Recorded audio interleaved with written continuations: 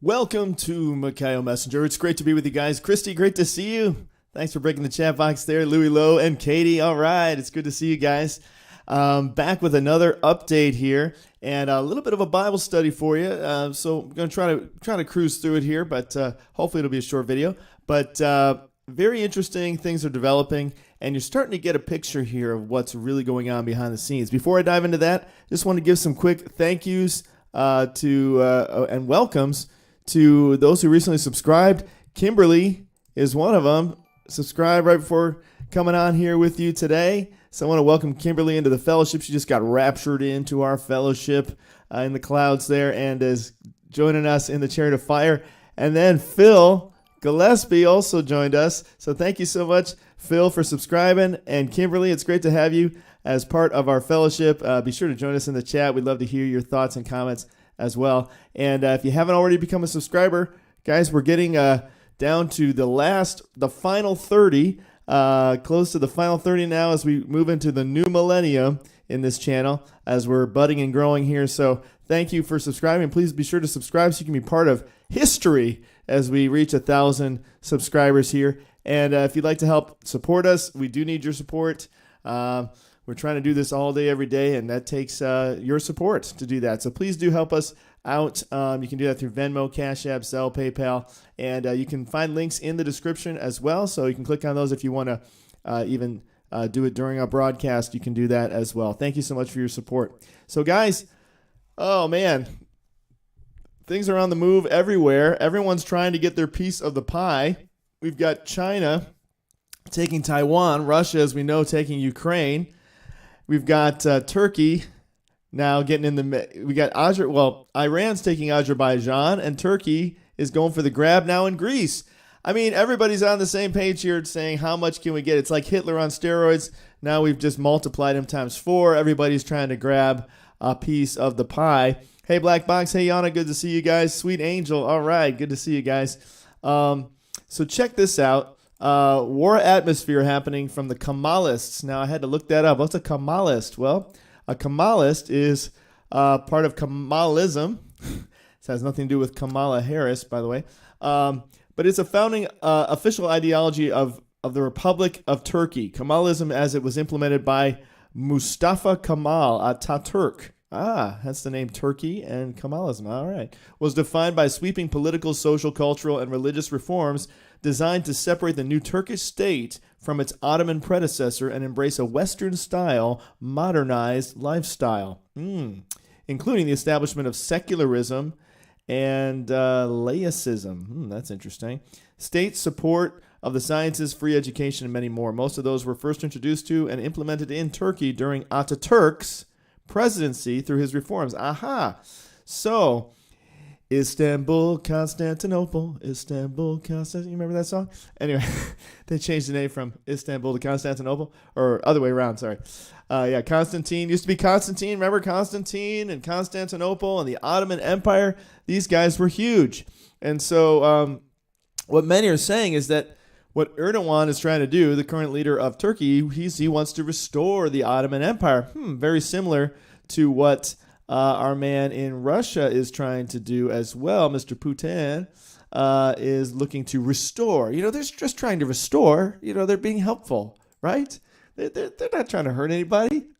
The villain never thinks he's a villain. That's always the case. They never think they're villains. They think they're doing a public service, as does the wicked cabal, trying to bring in their one world globalist tyranny. So, they all think they're doing something good for society. But the Ottoman Empire was one of the mightiest and longest lasting empires in world history. This is coming from the History Channel. Whoops. Thought it would give me a little easier to read, but it didn't. Okay. The Islamic-run superpower ruled large areas in the Middle East, Eastern Europe, and North Africa for more than 600 years. Take a look at this picture here. Let's see if I can make this a little bit bigger for you to give you a sense of this. So basically, this man Erdogan, who is currently leading Turkey, he wants to restore, in his mind, the Ottoman Empire. Well, as you can see, that includes Greece, even up almost all the way to Vienna there, Austria. I mean, it includes this whole area of the Aegean Sea, the Black Sea, Mediterranean, and now he's teamed up with Mr. Putin, who wants to take Ukraine. And so, are you starting to get a picture of what's going on here, guys? You're starting to get the picture, right? They all got each other's back. They're all saying, hey, now's our chance. Let's grab our piece of the pie. Let's get what we always wanted. Let's expand our territory so that we can rule the world. Because that's what they want to do, rule the world. And so that is what's happening, guys. And they all have each other's back. All right, so let's read a little bit of this article here, and then I'll show you a few other things on this. So, war atmosphere from the Kamala. See, a lot of people aren't talking about this yet. So I think this is the next big news, is Turkey really trying to conquer Greece and reclaim Greece as part of the Ottoman Empire. Can you believe that? Greece, of all places? I mean, Greece was always kind of, the philosophers and, so much of culture that they influenced. But, and definitely time of Alexander the Great, I guess you had a lot of Greek influence there. But they want to reclaim that territory. The Greek is again on the road to challenge. War atmosphere from the Kemalists. Greece settles for good in Pissarros within the territorial waters of Turkey. Turkish newspapers insist on maintaining the war climate with Greece. Now, why would you insist on maintaining a war climate with Greece? Okay, Greece is like pretty, it's Greece. It's a beautiful place, but it's not, they're not a threat. You're not feeling like, oh, no, Greece is coming to get us.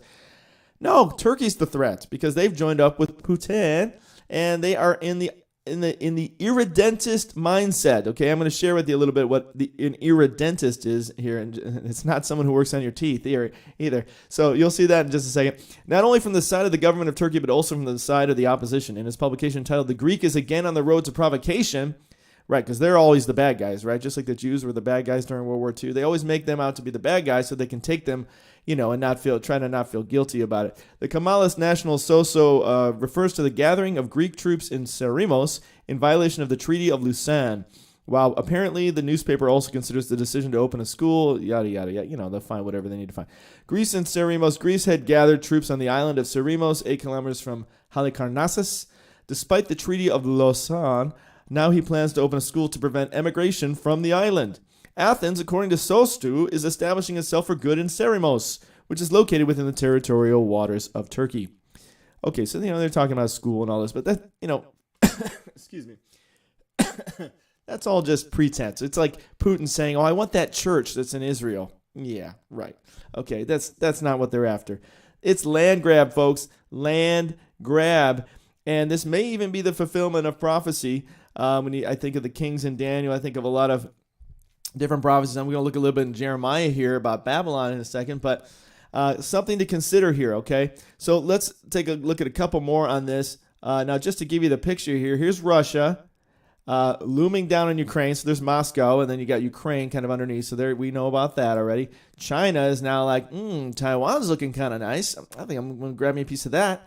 And then you got Iran is like, ooh, Azerbaijan. Hey, since we're all working together on land grabbing, we all got each other's back because the Iranians now are actually fighting in Ukraine. That's the latest, as well as another article on that here. Did I look at that article yet? What's this one? Is this the one I want to share on that? Well, here's Turkey obviously shaking hands with Putin. It says down here, Turkey will now pay in rubles. Okay, so they're joining the Russians. It's no secret, guys. I mean, Turkey was part of NATO, but they're in Russian territory. So and they want, Erdogan has his own dreams of restoring the Ottoman Empire. Check this out.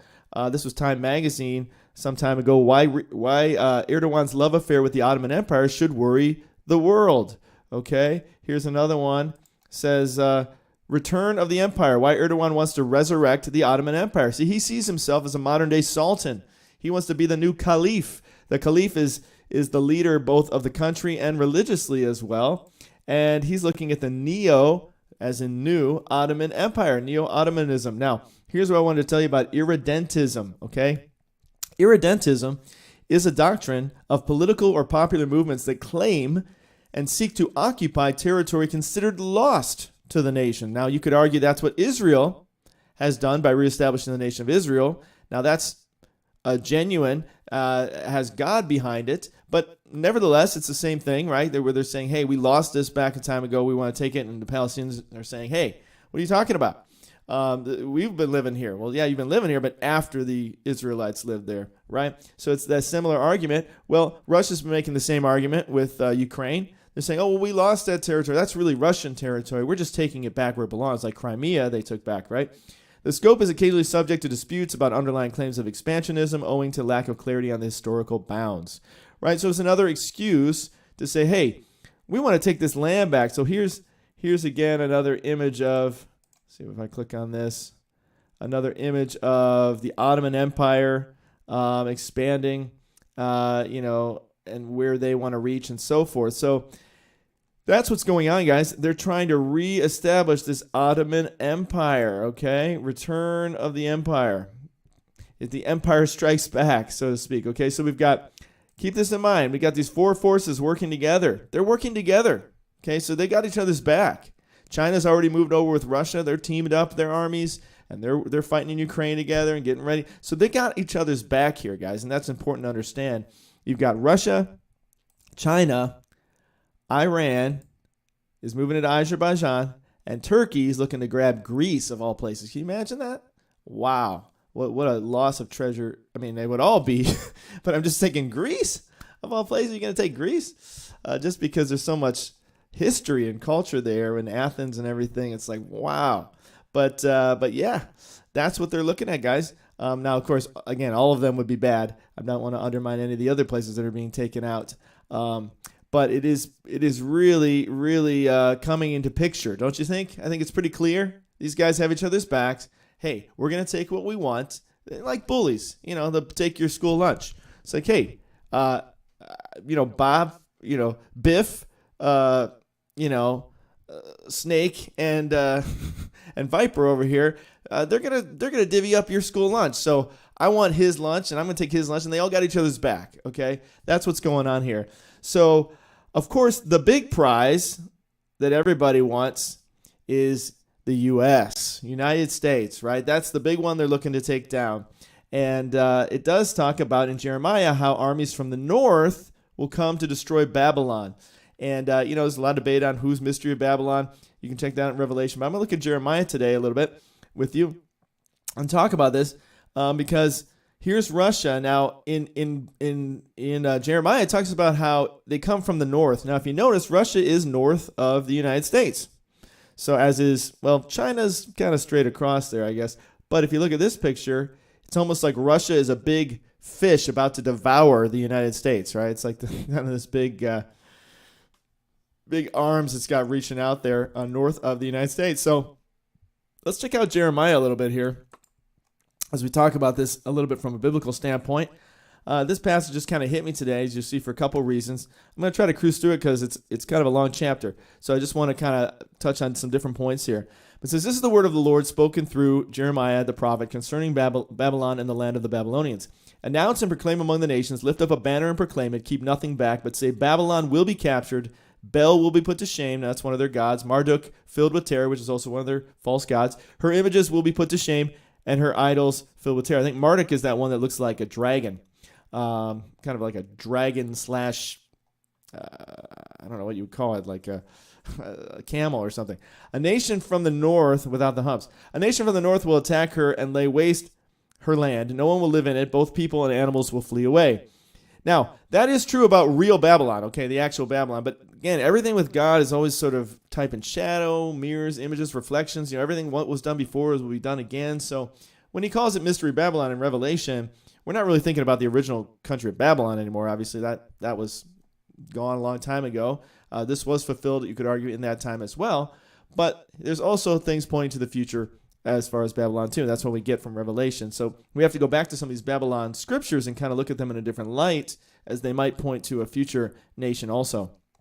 In those days, at that time, declares the Lord, the people of Israel and the people of Judah together will go in tears to seek the Lord their God. They will ask the way to Zion and turn their faces toward it. They will come and bind themselves to the Lord in an everlasting covenant that will not be forgotten. My people have been lost sheep. Their shepherds have led them astray and caused them to roam on the mountains. They wandered over mountain and hill and forgot their own resting place. Whoever found them devoured them. Their enemies said, we are not guilty, for they sinned against the Lord. Their verdant pasture, the Lord, the hope of their ancestors. Flee out of Babylon, leave the land of the Babylonians, and be like the goats that lead the flock. Right? So just like the the Israelites came out of Egypt through the Red Sea, Babylon is also a metaphor, right, of leaving a land of sin and going back to your promised land, which is what they did, right, back in the time of the Babylonians. For I will stir up and bring against Babylon an alliance of great nations from the land of the north. Okay, now this is kind of interesting. Keep this in mind. They will take up their positions against her, and from the north she will be captured. And we know that Canada is directly to the north of USA. Their leader is all part of the. He's the poster child of the new world order. They're cherished little prodigy, as Mr. Schwab has said on many occasions. Their arrows will be like skilled warriors who do not return empty-handed. Now, if you haven't watched my video yet, I think it's called World War III Has Begun or something. It talks about the Scythians. Now, the Scythians were the great horse archers who were the former Russians. Okay, and they were known and really set the tone for being skilled at archery on horses. They could shoot backwards and kind of in all directions, and they were known for this. Okay, so it's interesting. A lot of times they talk about these arrows. Also, as we know, what are missiles? Missiles are arrows. That's exactly what they are. Those are modern day arrows. That's what missiles are. They launch from one place and land in another, right? And they are long pointed projectiles. That's exactly what an arrow is. So Babylonia will be plundered. All who plunder her will have her fill. And most believe Mystery Babylon, it's decimated in an hour, as it says, in one day. In 1 hour, it came to misery. And so what else could do that but nuclear bombs, right? So Babylonia will be plundered. All who plunder will have their fill. Because you rejoice and are glad, you who pillage my inheritance, because you frolic like a heifer threshing grain, or like neigh like stallions, your mother will be greatly ashamed, and she who gave you birth will be disgraced. Now, it's so interesting. There's always, as you're going to see, there's always birth pains associated with these scriptures. And sometimes you go, man, do they have no other metaphors that they can only use birth pains? Well, in all fairness, what else do they have? Because they don't have modern technology. They don't have a lot of things. So it's basically daily life is what they have to refer to. But I do think there's something even more significant. It's almost like markers. Like God is giving you markers. Every time he brings up birth pains, and you're going to see lower, they actually talks about birth pains again. It's almost a marker. Like this is pointing to end times, because Jesus said the same thing. It will be like a woman who goes into labor. How dreadful it will be for pregnant women in those days, and it'll be like the birth pains that continue to increase. And we see this throughout the Bible, always pointing to end time prophecy. It's really something amazing. She will be the least of the nations, a wilderness, a dry land, a desert. Because the Lord's anger, she will not be inhabited, but will be completely desolate. All who pass Babylon will be appalled. They will scoff because of all her wounds. Like, can you believe that used to be the United States of America? They used to be such a great country, right? Instead of making America GREAT again, they basically, all these other countries have gotten their own, from Russia, China, Iran, Turkey, they're trying to make their own empires great again, so to speak. So they're really going back to the old times, okay? So he says, take up your positions around Babylon, all you who draw the bow. Okay, again, there's those missiles or those arrows. Shoot at her, spare no arrows, for she has sinned against the Lord, which is true. America, used to be the example, and why God blessed America so much and why people always wanted to move to America is because she followed God, was one nation under God, and was built on godly principles. And doesn't mean she was perfect, doesn't mean she didn't have her share of sin, but as a nation, again, I'm not talking about individuals or different movements, and you can talk about things like slavery, which of course were a horrible thing, but they knew that from the time that they started the nation. There were people who adamantly wanted to put anti-slavery in the Constitution when it was formed, but at that time they didn't have the support in Congress, and so it didn't happen at that time. And they said, well, we'll wait on that. Let's do the Revolutionary War, then we'll do the Civil War, kind of thing. But all by and large, from the Puritans coming over, the Mayflower, etc. The Constitution was based on godly principles, one nation under God. What do they call it? Indivisible with liberty and justice for all. But talking about the fact that this will be, as Jefferson put it, a nation of the people, by the people, for the people. We believe in a creator, right? It talks about in the Constitution who, gives blessings to all people. So, the principles are there from the very foundation of the nation without bringing up the Constitution and reading it to you. But go check it out for yourself. It's obviously there. The principles is for freedom that Christ set us free. And that was the principle of U.S. and why God blessed her, because most people went to church on Sunday and read their Bibles, and that was just kind of how the nation was built. It was built on godly principles, were part of its fabric from the beginning. Not that sin wasn't there. The serpent was always in the garden too. Yes, that's true. But overall, it was built on godly principles. But we have, of course, drifted from that. We've got wicked tyrants now leading our nation into total tyranny and insanity. And it's all because we've turned our back on God. And so it's not surprising that God would bring about judgment upon us, and then we might be that new Babylon, so to speak. Nebuchadnezzar in Babylon kind of had his moments where he gave glory to the God of Israel. We kind of miss that because we think of Nebuchadnezzar being this kind of bombastic, wild, over-the-top fool. But really, there were times where he was humbled by the God of Israel, and that's what Daniel actually talks about to Belteshazzar, Belshazzar.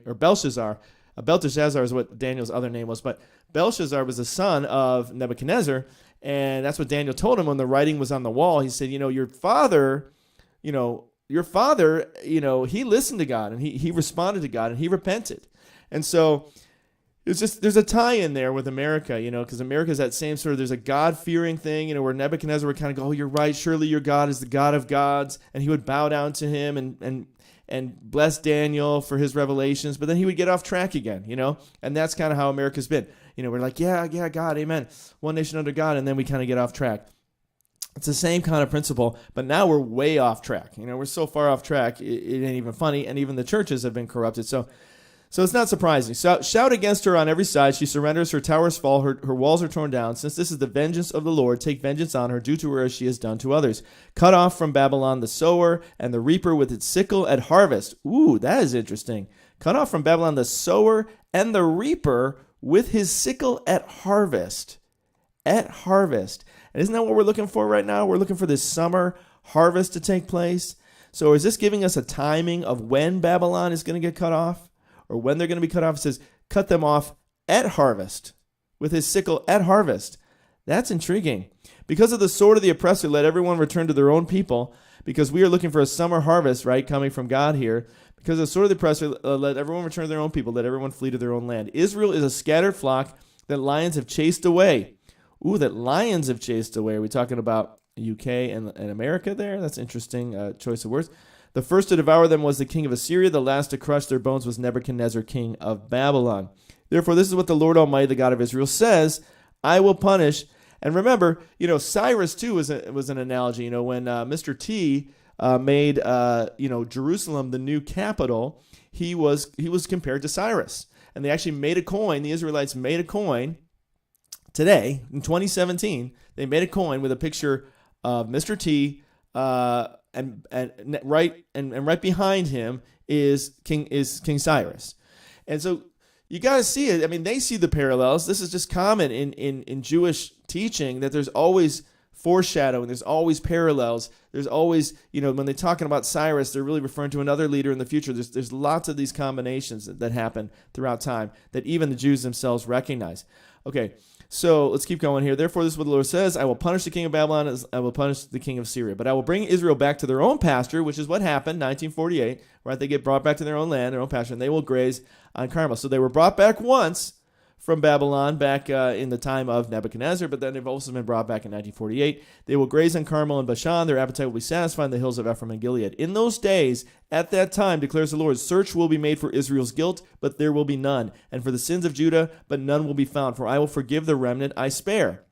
Attack the land of Merathaim, and those who live in Pakad, pursue, kill, and completely destroy them, declares the Lord, do everything I have commanded you. It'd be interesting to look into these places a little bit, but I won't do that right now. The noise of battle is in the land, the noise of great destruction. How broken and shattered is the hammer of the whole earth. How desolate is Babylon among the nations. I set a trap for you, Babylon, and you were caught before you knew it. You were found and captured because you opposed the Lord. Wow.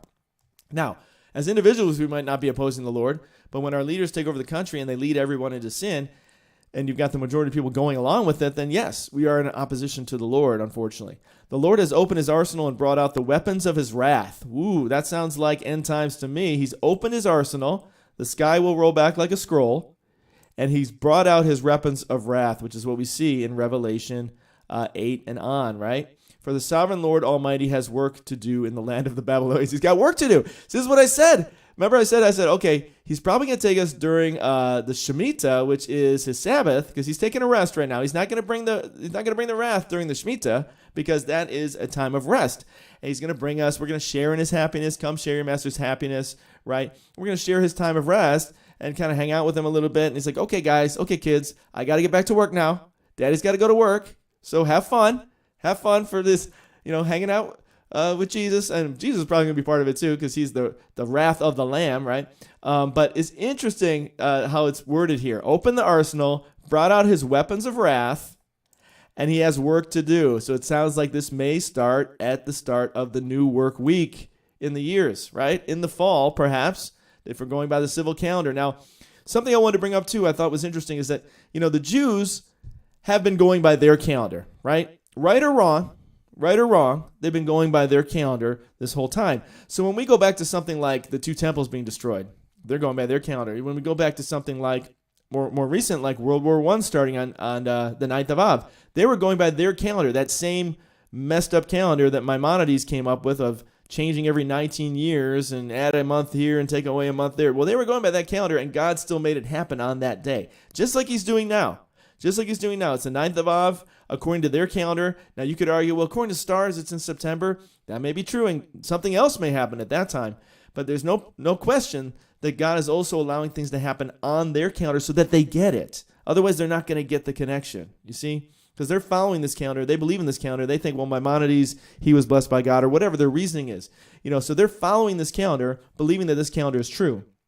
So God understands that, and he bears with them in their weakness. He bears with them in their imperfection, and he says, okay, well, I know if I put it on the 7th, they're not going to make the connection to 9th of Av, so I have to do it on their 9th of Av, the one they're celebrating, so that they get it, right? Makes sense. Same thing they did with the Holocaust, the final solution in World War II. So to make these connections, God has to put it on a calendar that they're going to understand. So that's why I look at the civil calendar in the fall, and I go, is that going to be the start of the tribulation? Many people are saying it.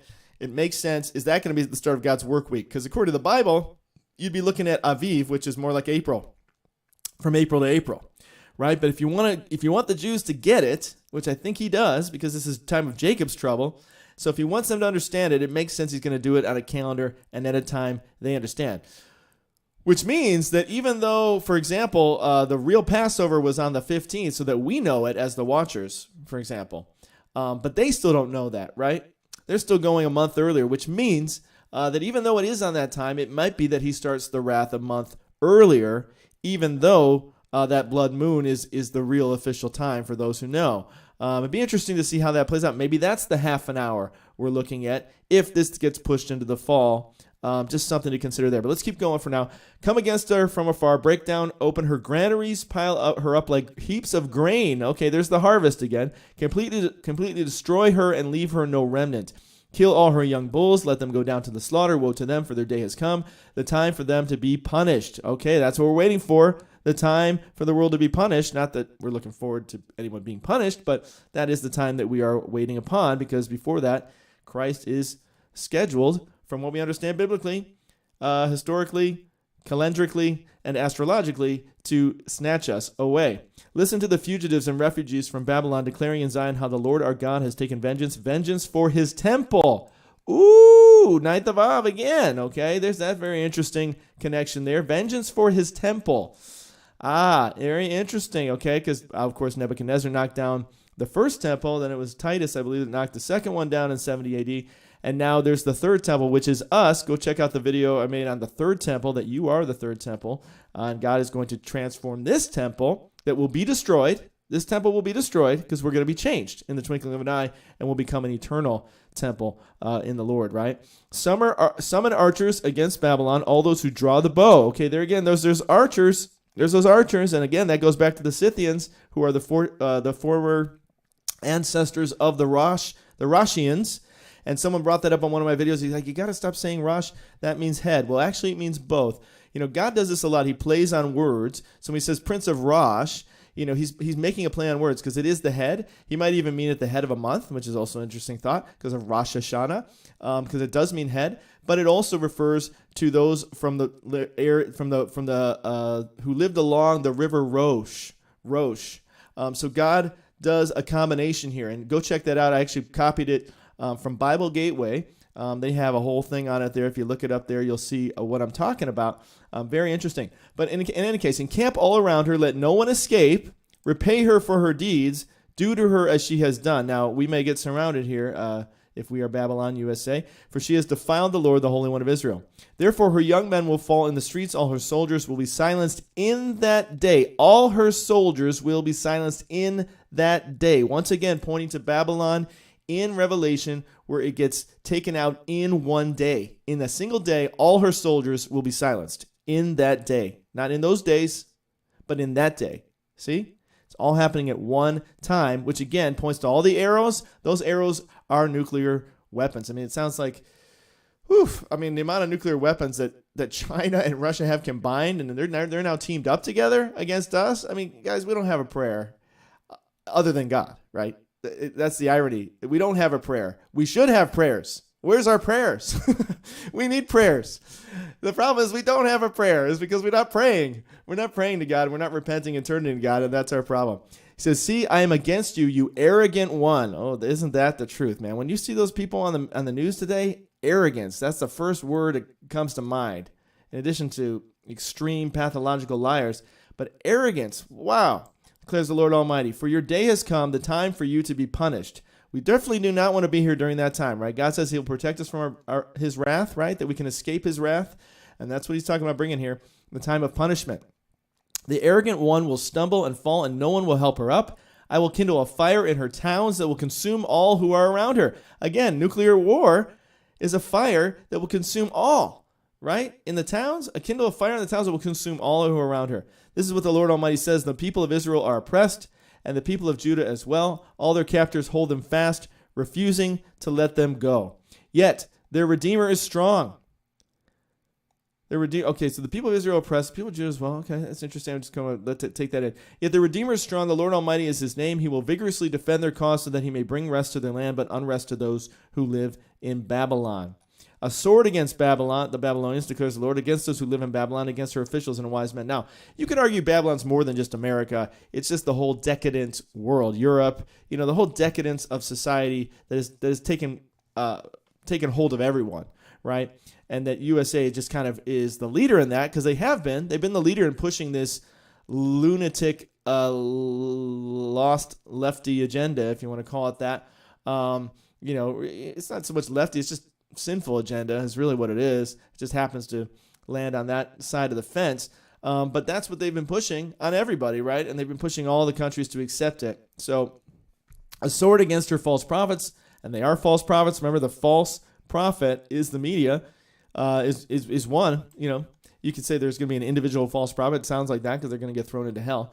But you have a false prophet in the media that we hear every day. They will become fools, a sword, and they've definitely become fools. A sword against her warriors, they will be filled with terror. A sword against her horses and chariots and all the foreigners in her ranks. The foreigners in her ranks, because America was a country built on foreigners. If you think about that, that's interesting. Foreigners in her ranks, because America was built by foreigners. It was built by people from all nations coming together to create a new nation. They will become weaklings. A sword against her treasures, they will be plundered. A drought on her waters, they will dry up. Sounds like Lake Mead, right? Drying up. A lot of waters drying up here in America and in other places of the world too. We know, the Euphrates is drying up, but that's interesting. For it is a land of idols that will go mad with terror. Wow, what a description. Mad with terror. Well, that sounds about right. They've definitely gone mad.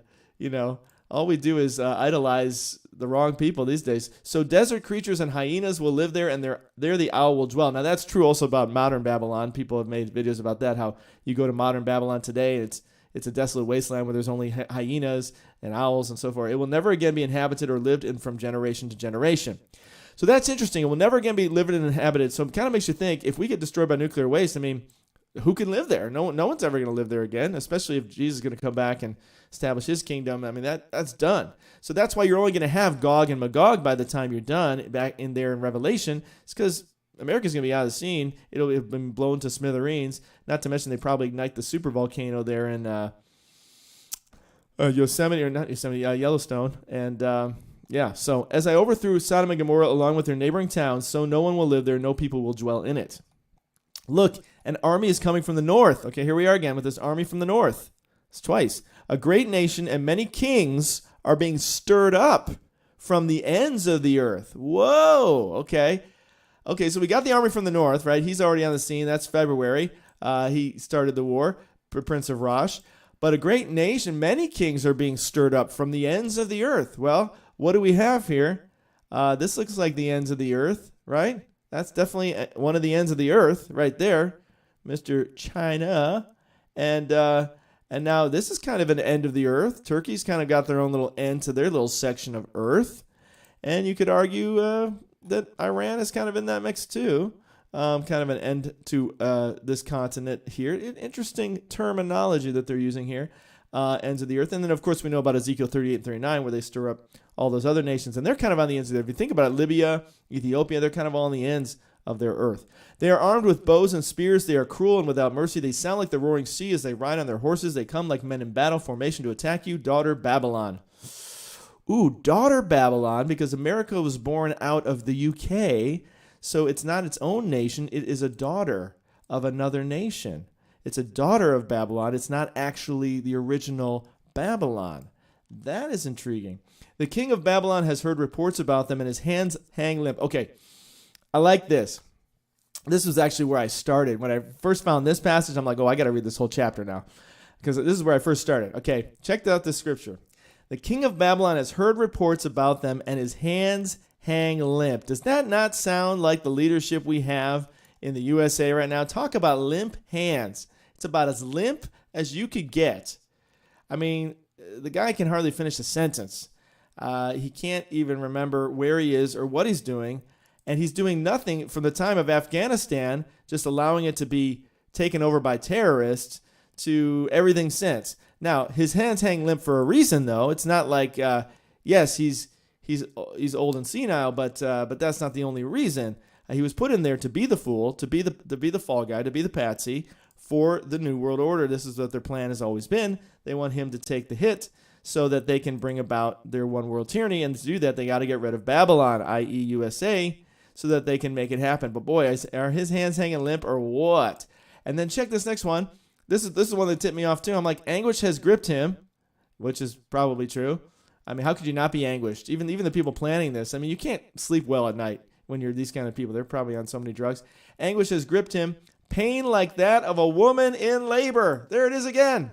You can't get away from this woman in labor when it comes to the end times. There's always the reference to a woman in labor. It's almost like I say, it's like a marker. It's like a signal, like hint, hint. You know what I'm talking about. Woman in labor. When's that going to happen? That's at the end. Like a lion coming up from Jordan's thickets to a rich pasture land, I will chase Babylon from its land in an instant.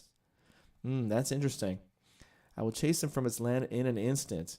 Who is the chosen one I will appoint for this? Who is like me and who can challenge me? And what shepherd can stand against me? Well, that sounds like Jesus talking himself, doesn't it? What shepherd can stand against the great shepherd, Jesus the Christ? Wow, that's interesting. Therefore, hear what the Lord has planned against Babylon, what he has purposed against the land of the Babylonians. The young of the flock will be dragged away. Their pasture will be appalled at their fate. Wow, again, talking about the sheep. The young of the flock will be dragged away. Their pasture will be appalled at their fate. Wow, that's interesting. It's kind of like the sheep and the goats, who's getting separated here, who's going to go with the good shepherd and who isn't. At the sound of Babylon's capture, the earth will tremble. Well, you better believe it, because USA is not going to save you anymore. And that's already happening. Is USA saving anybody? Zelensky's going down, man. He's been crying out so much about not getting the help he needs there in Ukraine. And yet they're sending billions of dollars supposedly to him for what? That's going into offshore accounts, guys. That's going into the same people sending the money. They're the ones getting that money. Okay, it's going into their accounts or whoever their puppet masters are. So, guys, that's what's going down in the world. Just thought I'd give you that little biblical update there. Very intriguing indeed. The four horsemen, so to speak, have joined together here as they're bringing about combined world collapse and tyranny. Basically, cat's away, the mice will play. It's kind of like, as the world government is trying to form this thing in the West, all these guys are like, hoo-hoo, now it's our chance. Let's grab some land. Hoo-hoo, I want this piece. I want this piece. I want that piece. Okay, I got your back. I got your back. I got your back. Let's do it. All right, guys. Well, that's my little update for you. I'm going to come back probably with another update here. Be sure to like and subscribe, and let us know you subscribed. To our channel. We're quickly approaching 1,000 subscribers. We want you to be part of history, so please join us. It's part of the fellowship, and subscribe to us. Thank you so much for all who came and were part of this video. And I'm going to come back probably with something on the Antichrist shortly. So stick around. There's more. I'm talking about Mr. O and everything that's went on with his birthday, and also what's coming up. So look forward to talking to you guys about that. Love you all. Talk to you soon.